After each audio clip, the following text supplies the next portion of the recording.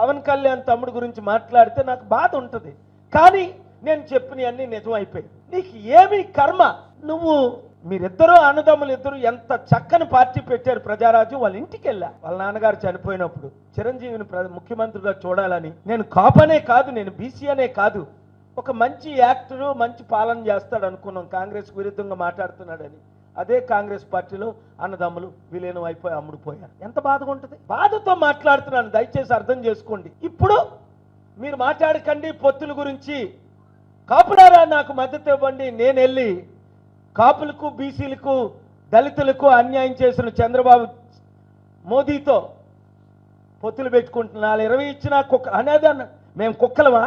20 15 20 సీట్లు ఇస్తే దుమ్ములేస్తే మరి ఇప్పుడు అదే 20-25 సీట్లకి ఎందుకు అమ్ముడుపోయావు? ప్రశ్నించకపోతే ఎట్లా?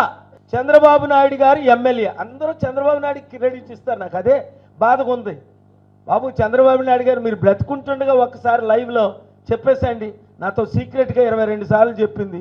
కేఏ పాల్ గారే నన్ను బిల్ గేట్స్కి పరిచయం చేశారని అందరికీ చెప్పారు. బిల్ క్లింటన్ను పరిచయం చేశారని మీరు అందరికీ చెప్పారు. కానీ ఈ జనరేషన్కి తెలియదు కదా. 81 నుండి 95 ముఖ్యమంత్రి అయ్యారు ఆయన.